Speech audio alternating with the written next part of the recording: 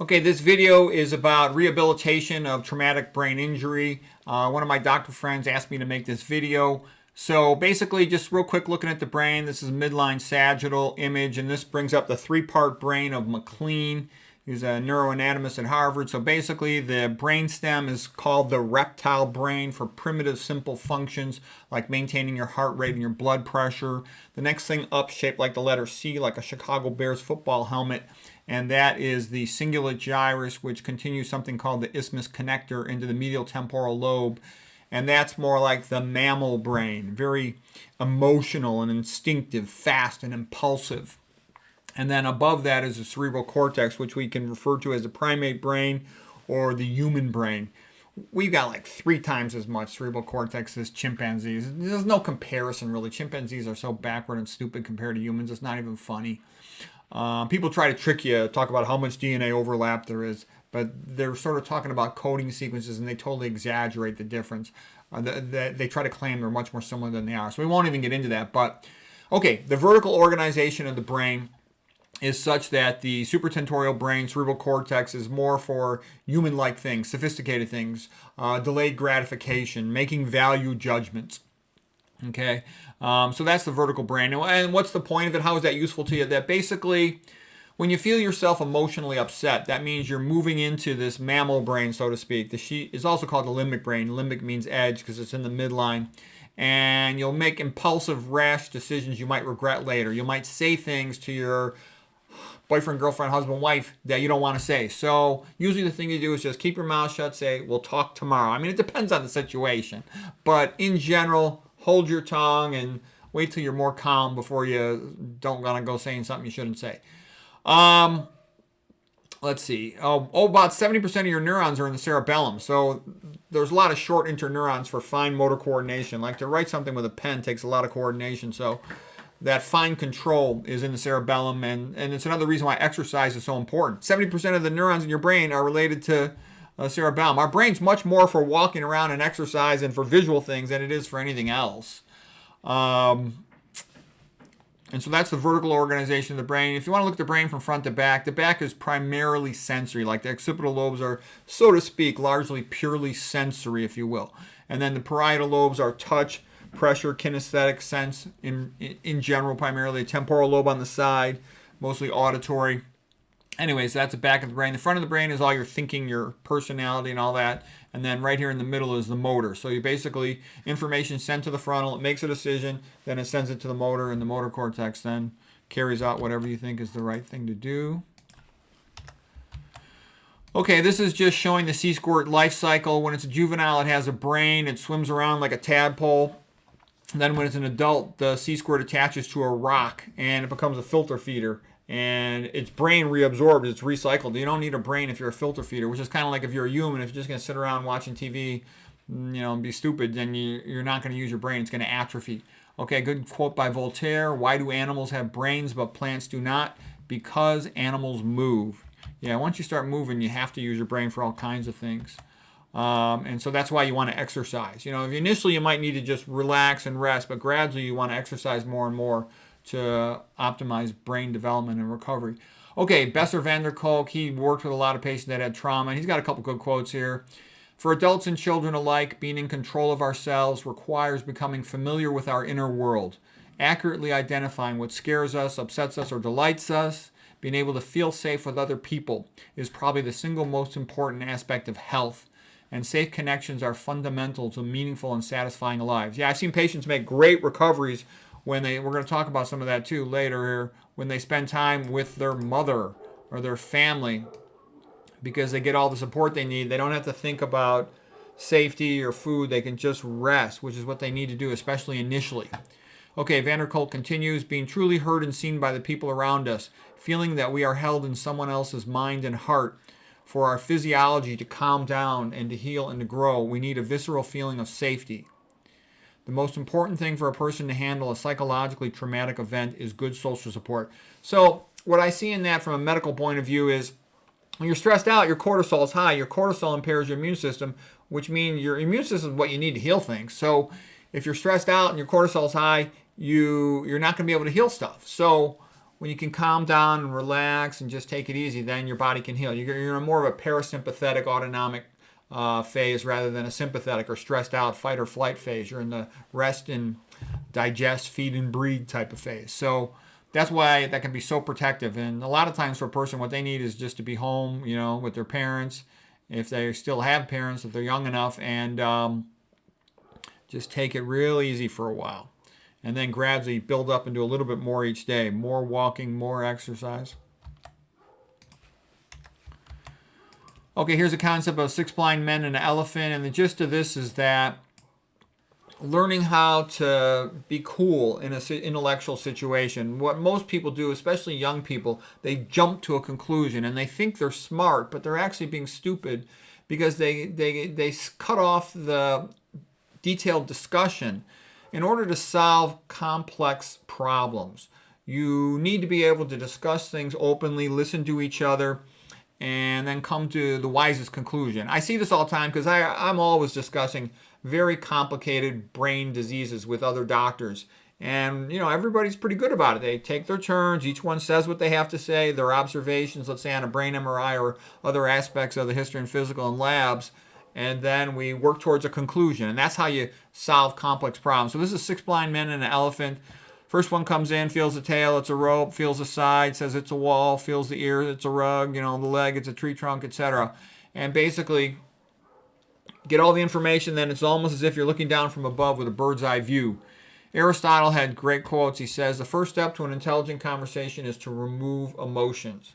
I think that's a problem with sometimes some young men, they're so impulsive and they want to say what they have to say so fast that they never get all the information and they repeatedly say and do stupid things because they're impulsive. You got to be able to control those impulses in order to get the whole story and be intelligent about things. Okay, mild traumatic brain injury. It's usually abbreviated TBI. The brain MRI is usually going to be normal, and that includes normal on these really important sequence. Flare sequences where you see T2 hyperintensities. SWI sequence is susceptibility weighted imaging. That's for where you can see small microbleeds. So usually the whole thing is totally normal on typical normal conventional MRI of the brain in traumatic injury patients, TBI patients. From a biochemical point of view, a lot of times there's inhibition of pyruvate dehydrogenase enzyme, and that's the one that converts pyruvate into CO2 and acetate to make acetyl-CoA. So that biochemical pathway can be disrupted. So their energy production is going to be suboptimal, especially initially. The blood-brain barrier can be disrupted, and that can lead to brain fog because chemicals in the food and whatnot are getting some exposure to brain tissue that they're not supposed to have. That's why a person needs, I'm a big believer that people should be taking more time off than they usually do. Like, let's say you have a kid playing, football in high school or college. They should take more time off than they usually do, in my opinion, to give the brain heals, but it heals slow. There's something called a step-back approach to mild TBI, where the patient, if they feel they need to take it easier, they can step back. They don't need to keep pushing forward, like returning to their sport before they're ready. And accept the fact it's not a sprint, it's a marathon, and just try to do a little bit better each day. This lady, Jill Bolt Taylor, she's the one who has a TED Talk called My Stroke of Insight. She wrote a good book called My Stroke of Insight, and she rehabbed for about 8 years. She went home and lived with her mother, so she had the best support system you could get. And she just basically slept much of the day. When she would wake up, she would do as much as she could physically or mentally. Then she would go back to sleep again. And she made a full recovery, incredible recovery after she was hemiplegic. She had an intracranial bleed, was the main part of her initial injury from an AVM, arterial venous malformation. This guy, Clark Elliott had head trauma, and he wrote a book about how all the years it took for him to rehab, and that was kind of an interesting book. So if you're going through that, you might find his book interesting. Okay, and what I'm going to end up saying here is pretty much what I said about some other situations, is you kind of want to simplify your life and be a little bit like Adam and Eve, but keep your indoor heating and plumbing, because that's sort of what humans are made to do. We've talked about it before, Genesis 1:29. We're made to eat a vegan diet. Well, we're not going to get into all the details of that, but a little bit.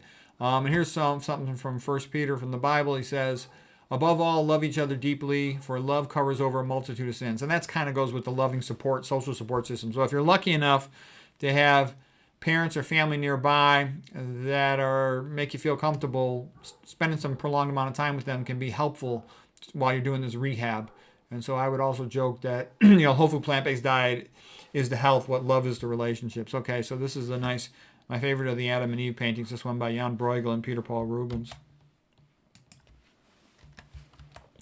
Okay, we talked about this before, about like what causes dementia. This comes from Jack Delatorre, PhD guy out of Texas, and it's great. This is what I call the mouse equivalent theory. So you tied off the carotid artery, and then the mouse will become demented 2 months later. He did an autopsy on the mouse, and at first he expected a big stroke, but there was no stroke, which means acute necrosis, destruction of brain tissue. Instead, there was a gradual apoptosis, loss of neurons due to programmed cell death or recycling, called apoptosis. Apoptosis, here's the word right here. And so what does that? The main thing I'd watch out for is overtreatment of hypertension. The reason blood pressure is high initially is to get blood to your brain. It's the highest thing on your body while you're standing, so that's where you got to pump the hardest to get blood to. And so if you overtreat it and you drop that blood pressure down too low, then you don't get as much blood to the brain as perhaps you need. And these are just what I call mouse equivalents, atrial fibrillation. And these are more problems of older persons. Most TBI patients are younger, but of course, they get older too. And so as you get older, you get more fragile. So you want to watch out for all this stuff. Almost all of this stuff can be prevented by eating a low-fat, low-sodium vegan diet. Then you don't get atherosclerosis. You don't get hypertension. You don't get diabetes. So, and you're less likely to get cardiac valve disease. So you can avoid all these problems to a large extent. And then, the high-fat diets tend to produce atherosclerosis, fatty type atherosclerosis in the origins of the internal carotid artery and in the proximal coronary arteries. That's sort of Western type atherosclerosis from a high-fat diet. This is more of what's been called an Asian type of atherosclerosis, like in Japan in the 1970s, when they're eating tons of salt, causing high blood pressure. Nowadays, too, they're eating more oils and whatnot, but they get more intracranial atherosclerosis associated with strokes. Okay, this is just a picture of a neuron in the brain cells. And the old school thinking was that the brain just had glucose type 1 and glucose type 3 transporters, GLUT3 transporters, and those are not insulin dependent. But the problem is now it's known that the brain cells actually have glucose type 4 glucose transporters as well. And that's a big deal because these are insulin dependent to move from their cytoplasm vesicles to merge and fuse with the plasma membrane and then be able to let glucose in. So the point is that if you've got insulin resistance, typically due to a high-fat diet and a lack of plant foods, so you're going to have lack of potassium, excess sodium, lack of magnesium. Those all contribute to insulin resistance. You won't be able to get as much glucose into your brain cells as you want, especially for stressful moments and challenging thinking. So that puts these neurons at increased risk of apoptosis. So watch out for diabetes. Diabetes is one of the most common reasons I see people cognitively impaired at a young age, and I see tons of them. It's super common. Like I said, I got doctor friends that say almost all of their patients over 60, or all of them, some of them tell me, are cognitively slow. And almost all of them, I could tell you. You feed a herbivore, high-fat diet, they all get atherosclerosis, pre-diabetic or diabetic, virtually all of them. It's for chumps. Okay, so now this is my theory of cognitive impairment. I call it the neurovascular uncoupling theory, Rogers' neurovascular uncoupling theory of dementia. So basically, this is your neuron. It has a baseline metabolic rate. And here's your oxygen and glucose delivery. They should be matched. That's called neurovascular coupling. Now, if you drink caffeine, caffeine's a stimulant. It increases glutamate transmission in your hippocampal neurons and other neurons, so it's going to increase the metabolic rate. Caffeine is also a vasoconstrictor, meaning that it drops your oxygen and glucose delivery. So that's bad. The wider this gap becomes between the metabolic rate of the neuron and the oxygen and glucose delivery, the more higher the risk that the neuron's just going to die. It's going to go into apoptosis. When it can't meet its metabolic needs, it will sometimes just die and go into apoptosis. Sudden death is when you occlude the entire artery. That's a stroke. And the neurons all just die. It's a big obvious mess. I can point to the brain MRI and say stroke right in this location. I can name the gyrus. Okay, but when it happens gradually and slowly, you just keep losing neurons, and you'll gradually, over the course of decades, become stupider and stupider. So you want to avoid that.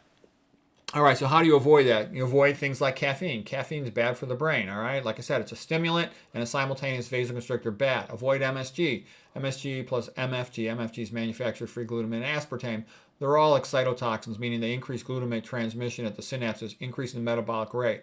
So if you're doing all these things, you're ramping, so your caffeine, you're eating processed food, MSG, MFG, you're ramping up that metabolic rate, and aspartame soda pop, you're ramping up that metabolic rate. You're going to get further away from the level of oxygen and glucose delivery. Let's say the meal very commonly will have a lot of sodium. That's a vasoconstrictor. It narrows the artery. See how this gap is getting bigger and bigger? That's a problem. Psychological stress also increases glutamate, so it's a stimulant effect on the brain. Sleep deprivation is a stress equivalent. So all those things are ramping up that metabolic rate. All right, then if you eat a high-fat meal, you're also going to drop the oxygen delivery to these neurons by about 15 to 20%. So you see how this gap's getting bigger and bigger, and that's how people just lose a couple neurons every day, and it just keeps adding up. The good stuff comes from plants. You get your potassium and your magnesium. Those are vasodilators. They increase blood flow. When a person becomes obese and diabetic, they'll very often have obstructive sleep apnea, so they're not moving as much oxygen into their arteries, so they become hypoxic at night. You put a pulse ox on them, so that's also going to lead to losing neurons. You're eating the oils, especially those omega-6 oils, they're predisposed to lipid peroxidation, formation of toxic aldehydes like hydroxynonenal, HNE. And Tetsumori Yamashima is a Japanese neuroscientist who wrote some good papers on that subject. Okay, we talked about the saturated fat, especially the animal fats, being especially prone to causing insulin resistance, and diabetes. These are some other brain toxins. GP is an excitotoxin. F minus is a mitochondrial inhibitor. F minus, from unfiltered water. GP is glyphosate in your processed food. AL's in your tap water. So anyways, you don't want this stuff. If you're iron overloaded, you'll have a tendency towards excess oxidative stress in your mitochondria. I'll show you a picture of that. But that's the key point is you don't want a mismatch on your neurovascular coupling. You want them working together normally. And the way you do that is just live the simple old life like Adam and Eve. Let's see. This is a little bit redundant on the details of head trauma, sort of like an MRI imaging. We don't need to go into that. Causes, head trauma is bad. You don't want head trauma. So don't volunteer for it. Boxing, kickboxing, I recommend don't play those sports. Any head trauma, you need your brain your whole life. So all this head trauma is going to decrease your brain function. MMA, all these people are excited about MMA. Be careful. Head trauma is going to cause brain damage. You don't want to do that. Football is a lot of fun, and I played it in junior high, and I did enjoy it, but head trauma is not good for people. Same thing with rugby. Soccer, though, I think is one of the worst things. I see coaches standing in the corner kicking the ball, and these young kids who don't know any better, and their parents are ignorant as well, heading the soccer ball. It's completely stupid. It's like volunteering to be punched in the head. It's absolutely stupid. They really ought to change the rules. I would not let my kid play soccer. And you can't just say, well, my kid says he won't do it. When the kid goes to practice, there's going to be peer pressure from the coach and the other kids. The kid will probably end up doing it and end up getting some head trauma. Motor vehicle accidents, falls. Old people are falling all the time. Usually when an old person falls, it's a sign that they're becoming demented. They'll progressively have more falls as they become more and more demented. Alcohol is a pure brain neurotoxin. You don't ever want that. Okay, let's see here. Oh, here's one thing that comes up.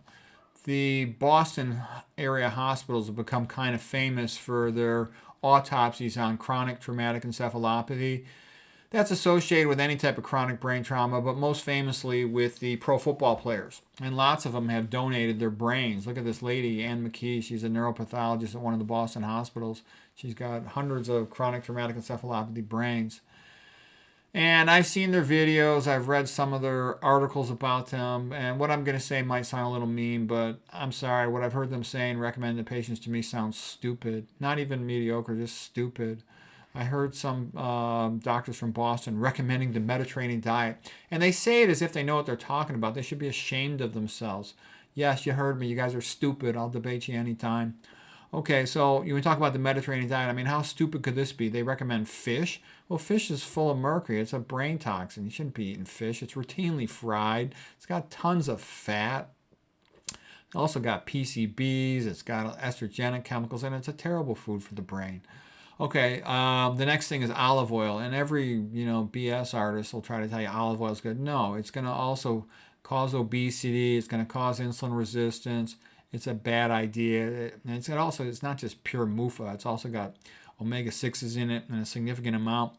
What else about the Mediterranean diet? A lot of cheese, very acidic, estrogenic, obesogenic, animal protein. That's all bad.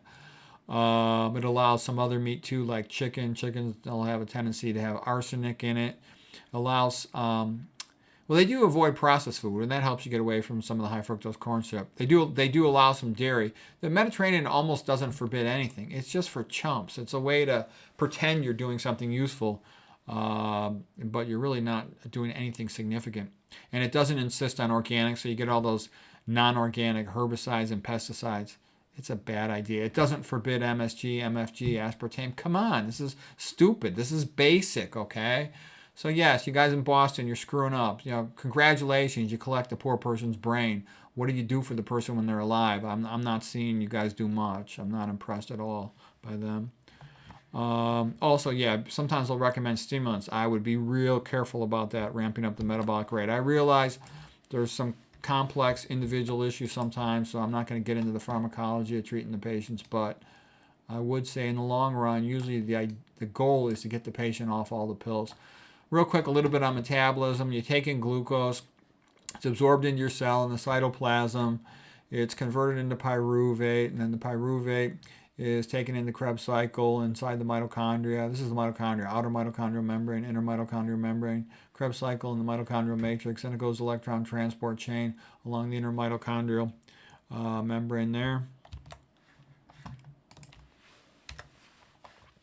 Okay, here is the electron transport in the mitochondria. This is the outer mitochondrial membrane, OMM, inner mitochondrial membrane, often abbreviated IMM. This is complex 1, complex 2, complex 3, complex 4, and electrons are passed down from 1 all the way down to oxygen, which is sort of, it's like a bucket brigade, if you will, of electron handoffs until oxygen is the ultimate electron acceptor, and simultaneously protons are pumped. The energy from electron transfer is coupled to pumping protons into this intramembranous space. And then at the end of this chain, you will allow a proton to come back in through ATP synthase, and that's how you make ATP. So proton pumping to create a gradient of protons is like almost like pressurized air, and then it pops back out, and useful work can be accomplished with that. Phosphates added to ADP. So that's how normal energy is made. Most of the energy in the human body is made that way. And the reason I show you that is there's a lot of things that inhibit electron transport in the mitochondria. So the brain's all about energy. It needs to burn more glucose and use more oxygen per unit of volume than any other part of the body. So you really want to avoid all this stuff. So for example, like I said, organic is important because glyphosate, typical thing sprayed in the Roundup on your soy, and the atrazine, typical thing sprayed on the corn, they're both mitochondrial inhibitors, okay? And this is also an excitotoxin. So this stuff is really a bad thing for your brain. You don't ever want to eat that stuff if you have a choice, okay?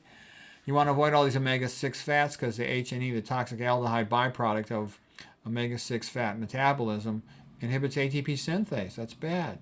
Be careful about what you're eating if it might have lead contaminants in it. Lead inhibits electron transport. Cadmium inhibits electron transport.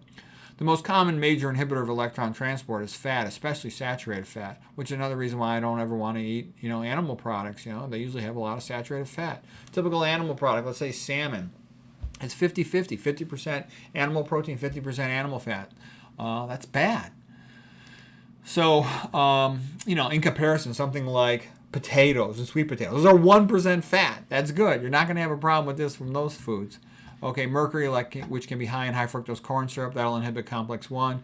TCE is trichloroethylene, like from dry cleaning and some other cleaning chemicals, is a problem for complex 1. If you got excess iron overload, as people tend to accumulate, men starting as early as their 20s, women after their postmenopausal, that increases the tendency to ferrous redox cycling, where the iron goes between 2+ and 3+, and it starts handing off electrons to these superoxides. And the net result is it can cause lipid peroxidation, which is a form of oxidative stress that can damage the mitochondrial membranes. Okay, watch out for things where you're exposed to toxic fumes like welding. You can get manganese toxicity, for example.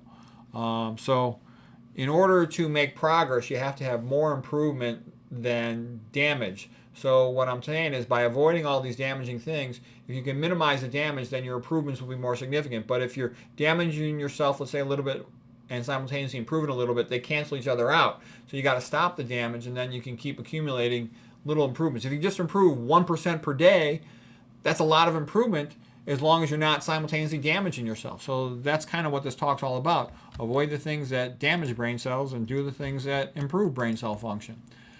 Okay, I like the Monty Python skit where they talked about every sperm is sacred, and the basic attitude is every brain cell is sacred. So don't do anything that damages brain cells, and then do all the things that enhance brain function. Okay, so now you gotta know what they are. For example, if I was a billionaire and I wanted to help traumatic brain injury patients, I would buy a giant park for them, kind of a woodsy park where there's birds, and have the patients go bird watching. Bird watching is like the best way to learn about nature. You know, James Watson, the guy who was a co-discoverer of the structure of the DNA helix, that's how he got involved in nature, bird watching with his father when he was young. And I used to go bird watching all the time. I had friends, because I thought I was going to be a wildlife biologist. I had friends at Stanford, and we would go bird watching all the time. We really liked it. We had some older mentor guys who were naturalists that would take us, and it was great. We really learned, and it's fun because, you know, you see all the habits of the birds. The old guys are telling you all these stories about them, and you learn a lot about nature. Plus, you're getting some exercise. You're getting some sunshine. You know, what's the purpose of a brain? The purpose of a brain is to walk down a path in a forest or a jungle or a prairie and to survive. Because once you're walking down a path, you need to know where you came from. You need to have a planned destination. You need to make a value judgment. You need to have a memory to remember how to get back. You need to avoid obstacles in your path. You need to see, feel. It really makes your brain be active in a good way, and it's what the brain's made to do. So that improves cognitive function, because there's just something about the pleasure of being out in nature. It's called biophilia. It makes us happy. You know, a rich person, let's say you're a billionaire, what do? They tend to buy a house on a hill with a lake right next to it. So they have beautiful nature around them and a water supply. Okay, traumatic brain injury, what else? Got to get your sleep. The brain cleans itself at night when you're asleep. That's the whole glymphatic system, combination of glial and lymphatic system, because the brain can't go offline in the daytime. In the daytime, you have to maintain precise neuronal milieu, microenvironment, so the action potentials and the plasma membrane sodium electrochemical gradients are accurate and precise. But at night, your brain can go offline, and then it can pump out its waste products, kind of like English Victorians dumping out their chamber pots in the street. And then the blood-brain barrier opens up, and cerebral spinal fluid rinses over the neurons and cleans them off. So you need to sleep to get that effect. So you really got to put a lot of effort into getting your sleep. I've got separate videos on how to get your sleep. But, you know, avoid bright lights at night, avoid stressful things. Have your bedroom the right temperature, real dark, all those things. All right, so anyways, then also you're going to be smartest when you first wake up in the morning, because the brain has cleaned itself, and you get a little bit of cortisol, just the right amount. You get a little bit of ghrelin, G for gastric from the stomach, that sort of activates the hippocampi, make them more alert. Okay, so whatever you want to do challenging, when you're trying to make intellectual progress, do it first thing in the morning. Do that before you do anything else if you're trying to make intellectual progress. That's useful to know. Try to get back in the habit of reading for pleasure. If it's challenging for your brain, read large print books. We'll talk about how to get more reading in.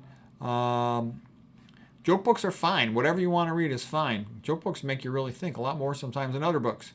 Okay, study the other people who've made great recoveries. I talked about Jill Bolt Taylor, The Brain That Changed Itself by Norman Doidge. He's a psychiatrist. He wrote a pretty good book talking about a lot of people who recovered from brain injuries.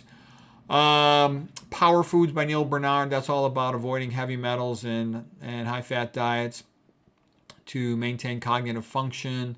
The Ghost in My Brain was written by this brain trauma patient who had a successful recovery, but it was difficult and prolonged, his efforts. The goal is, like I said, to improve just a tiny bitty stay, and get rid of all the things damaging the brain so that they don't counteract and erase your gains for the day. And you're going to be doing these things the rest of your life, a lot of them. So it's a marathon, not a sprint. Exercise, you get BDNF, brain-derived neurotropic growth factor, because the reason why exercise is so beneficial is you'll sleep better after you exercise, but the purpose of the brain is to walk down a path in a forest, a jungle, or prairie and survive. So basically, when an animal enters a new environment, it has to memorize that environment very quickly and figure it out if it's going to live. So it has to figure out where is safety, where is shelter, where is the food, where is the water, how do I find my way back home, how do I find my way to my other animal group so we can sort of protect each other. And then it has to learn, okay, those are the birds up in the trees. They'll warn me when there is danger. That's where the coyote is, the snake is, the hawk. Okay, so an animal has to think and learn really fast when it enters a new environment. So that's why when you walk into a new area, that activates your brain. It makes you smart. You know, a lot of times I'll have been trying to read a book, and then I'll take the book, let's say this book, and I'll be spacing out, sitting there, I'm spaced out. But I'll get up and I'll walk around, and then all of a sudden my alertness improves and I can understand the book again. You know, previously I'd be spacing out and read a paragraph and not remember what I just read. Okay, also when you exercise, you pump your muscles, which pumps your lymphatics. Your lymphatic system is parallel to your venous system, but is not connected to the heart. So when you pump that lymphatic system, you get more lymphatic flow, which means your white blood cells circulate around through the body, and that improves your immune system function. You need your immune system to heal stuff and to remove tissue debris and inflammatory debris. So this is how you do it. When you get moving, you improve all that. And a lot of people have made the best recoveries. It comes from a combination of eating well and exercising well and sleeping well. Like, you know, a classic one is Ruth Heidrich, you know, the famous Ruth Heidrich, long-term survivor of breast cancer, PhD. And she was, you know, triathlete champion, marathon champion, but I think she was in her 70s, and she got hit by a car. She got a femur fracture, and it was comminuted. And so comminuted means broken into multiple pieces. And they told her she'd never walk again. She was eating like 2 big bowls of salad a day, a largely raw vegan diet. And she was up and running again in a couple of months from a fracture which they never thought she'd walk again. So that's incredible healing. And so what I'm saying is, if the body all works together. There's a tendency in conventional medicine to try to pretend anything in the brain is separate from the body, is separate from the heart, etc. Almost everything goes together. What improves blood flow in one spot is going to improve blood flow everywhere. Okay, what's toxic? A lot of things that are toxic maybe to the brain are also milder toxic to other spots. Not always is that the case, but for example, sodium decreases blood flow everywhere, okay, to the kidneys too, etc. Okay, that's why there's so many benefits out of the low-fat, low-sodium vegan diet. Okay, when you exercise too, you not only get increased BDNF, brain-derived neurotropic growth factor, and that helps promote neurogenesis, meaning neuron genesis to formation of new neurons. You'll also store more glycogen in your brain cells. Brain glycogen is called supercompensation. In addition, you'll make new mitochondria because you're in a sense telling your brain we need to be more active. So the body adjusts itself to do what you want it to do. So it'll make more mitochondria, give your brain more energy production ability. That's good. You need energy production abilities if you're going to increase your cognitive function. We talked about being in PANS, parasympathetic autonomic nervous system. So you're more relaxed, you feel safe, and you can heal, focus on healing. And the long-term safety, relaxed feeling, that's when the body's got time to heal and it feels safe to heal. If you're stressed out and you're in the middle of what you fear is danger, then you remain in a fight or flight phase. That's SANS, sympathetic autonomic nervous system, with high cortisol, which inhibits the immune system, so you can't heal well when you're stressed out. Okay, we talked about nature being good for you. Getting sunshine is good for you. That does a lot of good things. In addition to increasing the active form of vitamin D, it also gives you increased nitric oxide vasodilator to improve blood flow throughout your body, improve your blood pressure. Increased active vitamin D helps prevent autoimmune disease. It increases sulfation of the endothelial glycocalyx. Bottom line, it makes blood flow better. The sense of nature, its revitalizing properties is kind of reminded by the poem by William Wordsworth called Tintern Abbey. So here's the beginning of it. 5 years have passed, 5 summers, with the length of 5 long winters. And again I hear these waters rolling from their mountain springs with a soft inland murmur. Once again do I behold these steep and lofty cliffs that on a wild secluded scene impress thoughts of. Okay, so beautiful poem, and so the point is that when you're outside, you become sort of thoughtful and observant. There's a nice waterfall, there's a nice stream. Oh, look, over there. Okay, so it does good things for your mind. That's what your brain is made to do. Okay, what else? It's nice to have a person you can have a pleasant conversation with. You know, everybody, you've got some people who you can talk to, you're just comfortable with them, and others, and some people who are, you know, knowledgeable in the things that you're interested in also, so you can share with them. So you want to try to maintain those friendships and seek them out to the extent you can. Okay, here's a quote from this book, The Intern, by Jess C. Scott. She says, when someone loves you, the way they talk about you is different. You feel safe and comfortable. Yeah, you get a feeling who you can be yourself around, and that's a sign of somebody being a better friend. Okay, Proverbs, a merry heart doeth good like a medicine, Proverbs 17:22. And Jonathan Swift said something very similar. The best doctors in the world are Dr. Diet, Dr. Quiet, and Dr. Merryman. So yeah, Dr. Quiet, get your rest, sleep, relaxation, low stress. Dr. Diet, eat healthy. Dr. Merryman, somebody who can make you laugh, or a joke book that makes you laugh, that's all good. Or comedians. You know, there's some book about healing. You can just watch your favorite comedians on the internet, you know. Okay, your hobbies. Some type of hobby you like that can be relaxing for you. Having a pet can relax some people and really helps them. Sense of purpose. Having a sense of purpose gives you the energy to, you know, to jump out of bed in the morning, do whatever you got to do. Listening to audiobooks, like for example, you can listen to audiobooks, slow down if you need to slow yourself down, 0.75. But when you're more familiar with the material or you want to challenge yourself, you can keep on increasing the speed all the way up to 2. And the reason why I would mention that is you might have a speaker who's pleasant. Like I still like him, Brian Tracy. But because I've kind of heard Brian Tracy's books, I read a whole bunch of them and heard all his audiobooks and lectures. If I were to listen to Brian Tracy again, I would want to do it faster, like let's say 2.0 or something. But you could sort of test yourself if you have an author like that. Listen to it slower, then as you feel yourself doing better, notice can you still follow it when it goes up to 1.25, 1.5, 1.75, 2.0. Okay, that's a sign that your brain's able to process information faster. You can restudy some of these memory techniques, like the book Super Memory, Super Student by Harry Lorraine's quite good. So in a sense, you're using study skills to help you remember stuff. Of course, you can always write stuff down. But this idea, just like a student can train their IQ to be increased, a traumatic brain injury patient can also train themselves to be better at memorization. That way, when they have to remember something, they'll be better at it.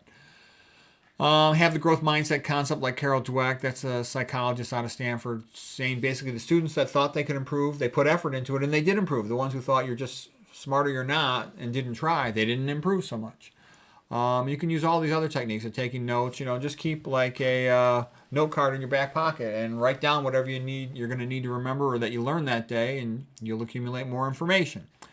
We talked about it plenty of times before, but we all know the vegan diet, 100% organic, low fat, low salt, is the best. You don't want the oils. They're all bad for your health, including olive oil. No salt, vasoconstrictor, drops blood flow. We talked about the problems of, so no caffeine, MSG, MFG, aspartame. And I've talked about it before. You don't want to think social like the average stupid person. Oh, when in Rome, do as what the Romans do. Everything in moderation. That's for chumps. That's for people who are failures. The way you want to think is like biblical. Thou shalt not eat meat. Thou shalt not eat oil. No, never. It's never okay. It's never okay for an alcoholic to have a drink ever again the rest of their life. And the reason I say that is if you think that way, you'll make bigger changes and you'll be more likely to be successful. So avoid anything that's neurotoxic. No alcohol, no tobacco, no MJ. Try to avoid medications like pain meds if you can. Maybe it's absolutely necessary, but the more meds you are on, the more likely you're going to have side effects that are potentially neurotoxic. You also want to avoid what are called SERCA inhibitors. So SERCA means sarcoplasm, endoplasmic reticulum, calcium, ATPase. And that relates to calcium metabolism inside your neurons. And so anything that smells bad is bad for you. A lot of these things that smell bad end up also being SERCA inhibitors. So that would include paints, glues, some other sources of volatile organic compounds. You want to avoid processed food. Glyphosate is a SERCA inhibitor. Tap water, F- is a SERCA inhibitor. Some of these estrogenic chemicals also end up being SERCA inhibitors like oxybenzone, atrazine, and BPA. It's another reason to avoid estrogenic chemicals and PCBs and flame retardants. They're all bad. And again, if something smells bad, get away from it. A lot of these cleaning chemicals are neurotoxic. Bleach is neurotoxic. Preservatives and processed food like BHA, BHT, and some of the artificial colors like red number 3. So again, that's why I sort of say simplify. Be like Adam and Eve, and that'll help you to avoid a lot of these toxic chemicals. If you have to work with a chemical, that doesn't smell good, try not to, but then at least open the door, ventilate the place. Okay, we talked about excessive dietary sodium in previous lectures will mess up the electrical chemical gradients of sodium, and that's a problem because you need that to pump out calcium. If you get calcium accumulated in a cell, you're going to have increased neurologic activity in that cell when you don't want to, because increased cytoplasm calcium predisposes a cell to be firing action potentials. Okay, this is just a more detailed version of the same slide concept. So here's a glutamate being released by the presynaptic neuron. It'll diffuse across the synaptic cleft, and it'll activate the postsynaptic neuron. So the things that increase the amount of glutamate going across the synapse would be an accumulation of intracellular cytoplasm.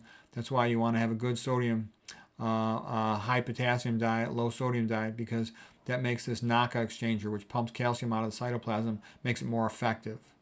Okay, you don't want caffeine because it increases glutamate going across the synapse. You don't want glyphosate from non-organic food because it increases glutamate here. You don't want sleep deprivation, caffeine, stress. All of them increase glutamate transmission unnecessarily across the synapse, and that's bad. You need adequate magnesium, which comes from eating plant foods, because magnesium is right in the center of chlorophyll, because that also helps block the NMDA receptor, which is the receptor for this glutamate transmissions here. And this prevents overexcitation, overstimulation of the postsynaptic neuron. It protects that postsynaptic neuron from going into apoptosis.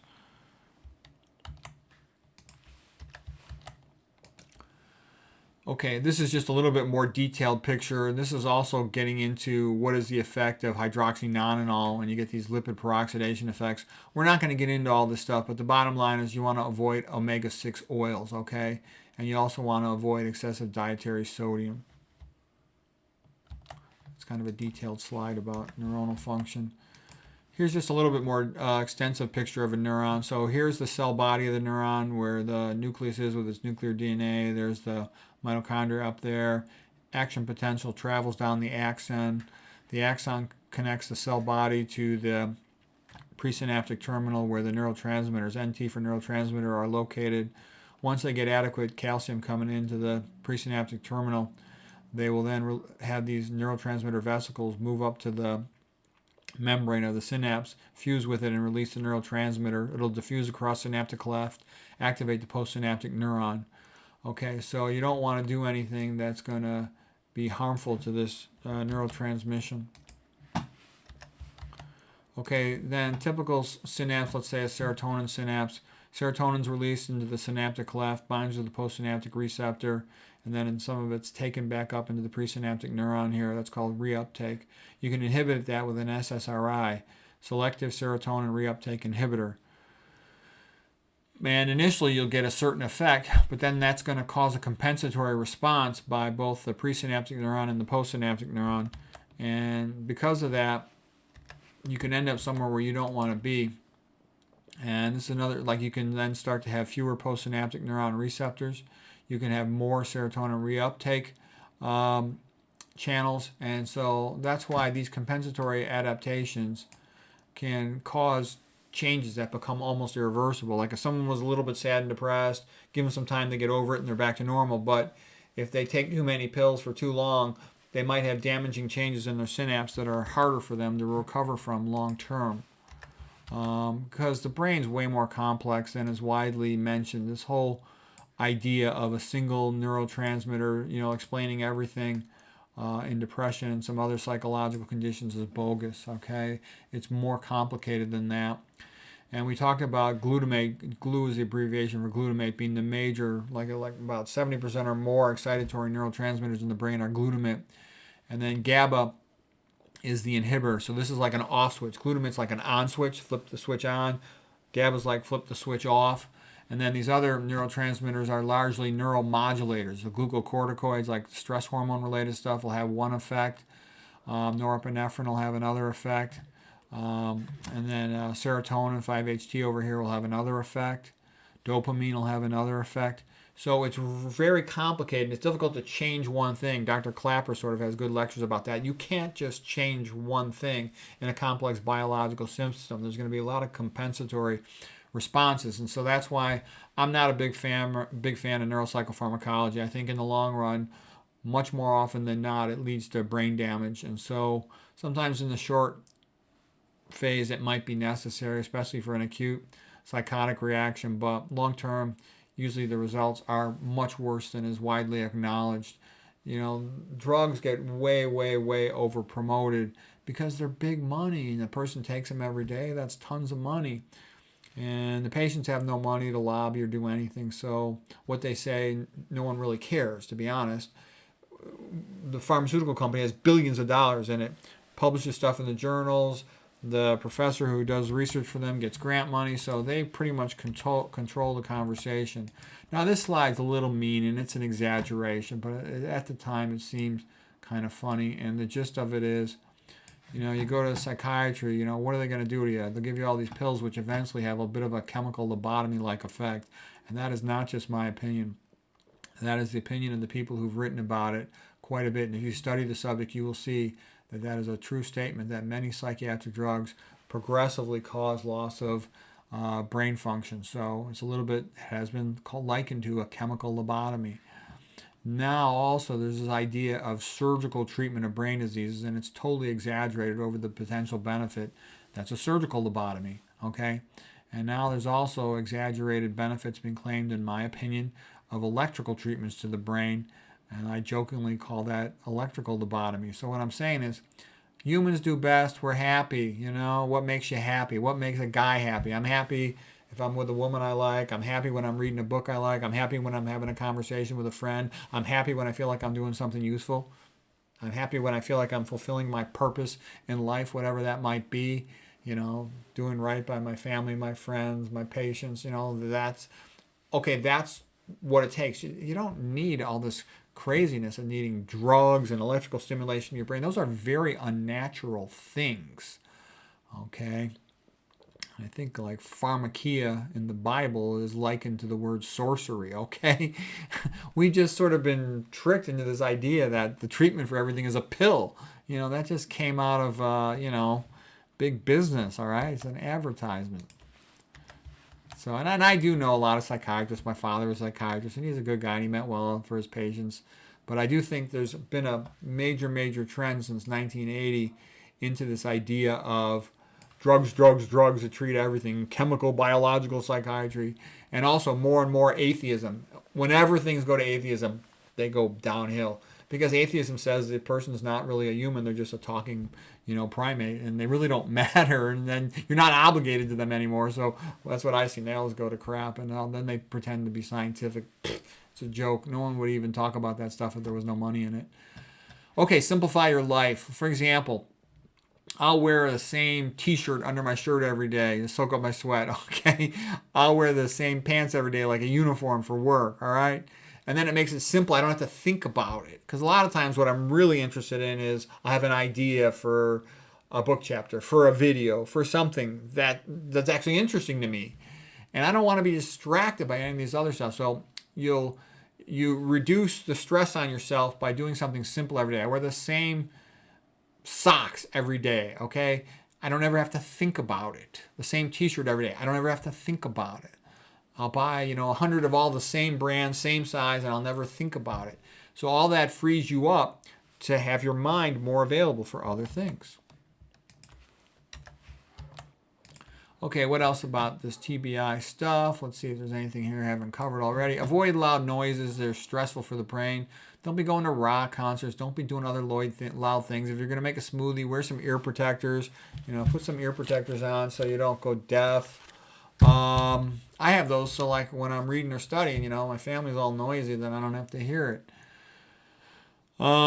Make sure you're getting exercise. Otherwise, watch out for these protein powder supplements, a lot of these bodybuilders, they take way too much of that stuff. It can be toxic to your kidneys. You want to keep your kidneys healthy.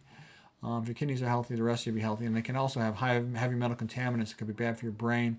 Again, anything that smells bad is bad for you. You don't want to be going to a nail salon. Avoid cleaning chemicals as much as you can. If a factory smells, hold your nose and walk past it. Car exhaust, diesel exhaust especially, is neurotoxic. Glues tend to be neurotoxic. Hair dyes can often have really foul smells. I know a lady was having all these neurologic symptoms, and I spoke to her, and I'm like, well, what do you do? And she's like, oh, I'm a hairstylist. Where's your hair salon? And she's like, oh, it's in my basement. So she's been working in her basement with no windows open, inhaling all these hair chemicals, and I think that was what was causing her neurologic symptoms. Okay, here's Hans Selye. He was a researcher, did great work studying stress, and he said adopting the right attitude can convert a negative stress into a positive one. Every stress leaves an indelible scar, and the organism pays for its survival after a stressful situation by becoming a little older. And I think that's a great quote. So basically, an unpleasant, stressful situation, it ages you a little bit. Even if you can't describe it, it ages you a little bit. So it's one reason why you want to avoid it. Whereas, a good stress, you're excited about, playing, let's say, a sport. I can't wait to, play a basketball game against my friend or something. Well, that's that's sort of, a challenging flow, enjoyable experience. Every major stressor leaves a scar.